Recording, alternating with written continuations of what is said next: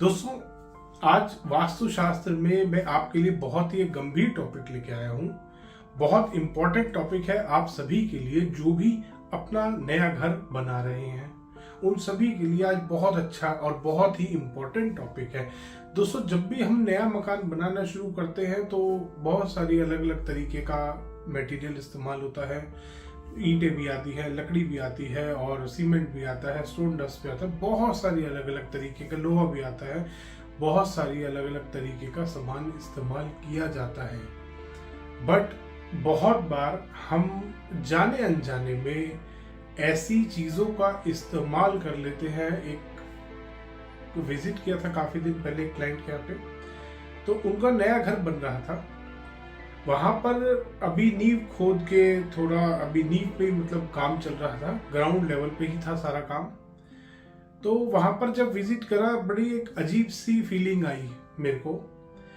मैंने उनसे पूछा कि सर ये आपने प्लॉट जब लिया था तब ये ऐसे ही था? कहते नहीं सर, हमने इसमें भरत कराया है। उन्होंने कहीं से मलबा डलवाया था अपने, मलबा होता है ना पुराने टूटा फूटा ईंट रोड़ी ऐसे टूटा हुआ वो आता है जो, वो कहीं से उन्होंने 3-4 ट्रक मलबा खरीद के उसको घर को ऊंचा करने के लिए वो मलबा डलवाया था उन्होंने। तो वो मलबा किसी पुराने मकान का था जो उन्होंने वहां पर यूज कर रखा था, और सिर्फ थोड़े से पैसे बचाने के चक्कर में उन्होंने ये काम करा। दोस्तों, ये बहुत बड़ा एक वास्तु दोष बनाता है आपके नए घर में। जब भी आप नया घर बनाते हैं और उस घर में एक भी पुरानी चीज का इस्तेमाल करते हैं बिल्डिंग मटेरियल में, जैसे आपका सीमेंट हो गया या रेता हो गया या कोई भी ऐसी चीज, स्टोन डस्ट हो गया, मलबा हो गया, पुरानी लकड़ी का इस्तेमाल हम कर लेते हैं जिसका हमें सोर्स नहीं पता, या बहुत पुराना हमें पता है कि ये 20 साल से विंडो एक घर में लगी हुई थी, बट हम जाके बहुत सारी ऐसी मार्केट्स हैं आजकल दुनिया में, बहुत सारे कंट्रीज में मैंने अलग अलग टाइप के कॉन्सेप्ट्स देखे हैं इन सब चीजों के लिए। तो वो आप अपने घर की कंस्ट्रक्शन में इस्तेमाल कर लेते हैं। दोस्तों, वो चीज आप लाइफ टाइम के लिए अपने साथ अटैच कर रहे हैं। वो नेगेटिविटी जो उस चीज के साथ आई है वो आप अपने साथ अटैच कर रहे हैं। वैसे तो वो जो मलबा है वो पुराने मकान का टूटा हुआ मलबा है, जो पुराने मकान का टूट के निकला है, वो आप अपने नए मकान की बेस में डाल रहे हैं। खुद सोचो दोस्तों, आप कितना गड़बड़ी कर रहे हैं अपने खुद के साथ। आप इतनी गड़बड़ी कर रहे हैं, थोड़े से पैसे बचाने के चक्कर में आपने ये गलत काम कर दिया और सारी उम्र आपको भुगतना पड़ेगा। कैसे भुगतना पड़ता है? बहुत बार ऐसी चीजें हमने नोटिस करी हैं कि बहुत बार वाइब्रेशंस जब हम चेक करते हैं, अर्थ की वाइब्रेशन चेक करते हैं, तब हमें कई बार फ्लक्चुएशंस उसमें बहुत ज्यादा मिलती है। पहली बार स्कैन करी कुछ और रिजल्ट आया, सेकंड टाइम स्कैन करा कुछ और आया, थर्ड टाइम स्कैन करा कुछ और आया। बार बार जब स्कैन करते तब पता लगता है कि यहाँ पर तो कुछ गड़बड़ी है। गड़बड़ी क्या होती है? जब धीरे धीरे हिस्ट्री निकालते हैं कि कैसे बनाया, किसने बनाया, क्यों बनाया, सारी चीजें जब पता लगनी शुरू होती हैं, फिर समझ में आता है प्लॉट तो बिल्कुल साफ है, 20 साल से ही प्लॉट इन्हीं के पास है, इसका मतलब प्लॉट में तो कोई कमी नहीं है। फिर क्या हुआ? फिर हम पूछते हैं कि क्या आपने कोई पुराना बिल्डिंग मटेरियल का सामान इस्तेमाल किया था?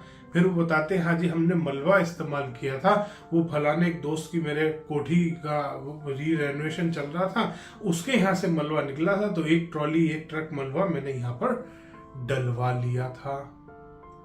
दोस्तों, ये आप नहीं समझ पा रहे, आप नहीं समझते, नहीं जानते, ना गौर करते इस चीज पे कि वो चीज आपके घर के लिए कितनी हार्मफुल हो रही है, वो अर्थ से कितनी नेगेटिविटी आपको दे रही है वो चीज।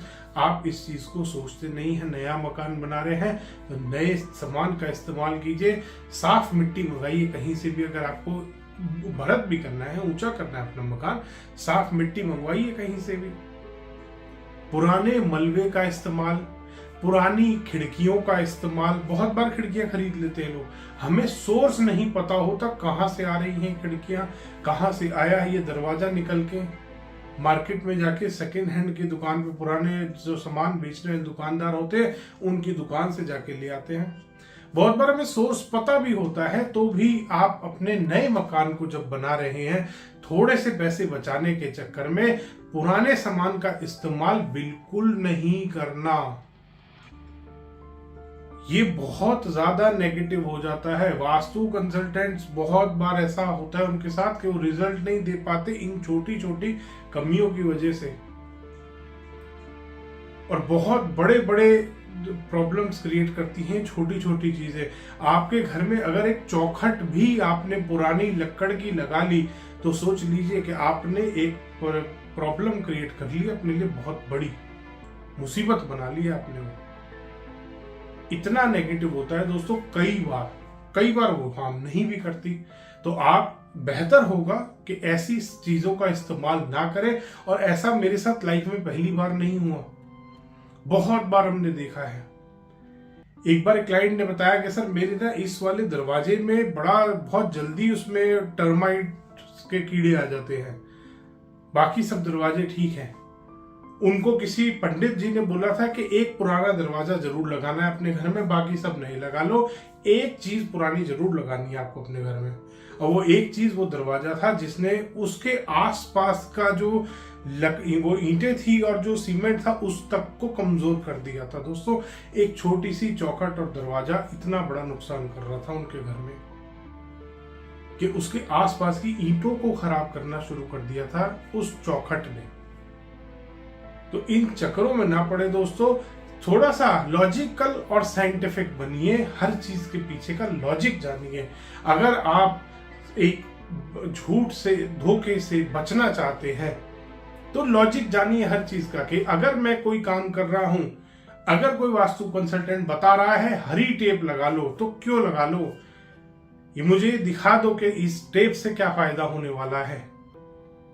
क्या सच में हरी टेप से फायदा होता है? क्या सच में पुराना सामान इस्तेमाल करने से कोई फायदा मिला आपको? एक बार अपने मन से जरूर पूछिएगा दोस्तों, आपको जवाब मिल जाएगा।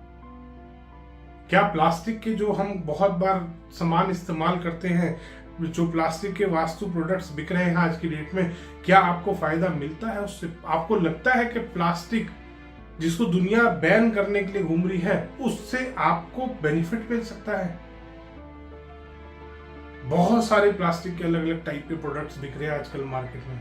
क्या आपको सच में लगता है उससे फायदा मिल सकता है आपको? तो हर चीज के पीछे का लॉजिक जानिए। इसीलिए ध्यान रखेंगे अगली बार अपना जब नया मकान बना रहे हैं, अपने सपनों का मकान बना रहे हैं, उसमें पुरानी चीजों का इस्तेमाल ना करें, बिल्कुल नहीं करना। आपको हर चीज बढ़िया नई आपको खरीद के लगानी है अपने घर में, ताकि वो घर आपको खुशियां दे सके। हर चीज के साथ एनर्जीज जुड़ी रहती हैं। एक एक ईंट जब आप अपने घर में लगाते हैं, हर ईंट आपके घर में पॉजिटिव होनी चाहिए।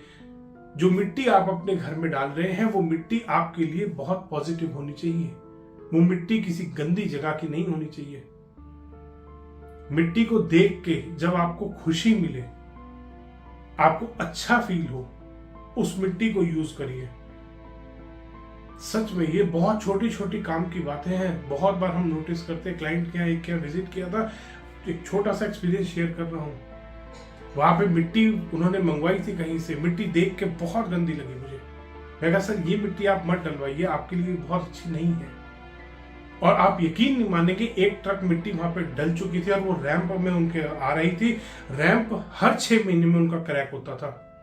फिर उन्होंने, मेरी बात बाई चांस पता नहीं कहां से उनको ध्यान आ गई, उन्होंने वो मिट्टी चेंज करा दी वहां की बाद में। और मिट्टी चेंज कराते ही सालों साल वो रैंप चल रहा है उनका, अभी भी शायद उनका वो रैंप एज इट इज है। बहुत बार हमारे को अंदर से भी इंट्यूशन आता है कि ये चीज ठीक नहीं है, उसको कभी मत करना दोस्तों।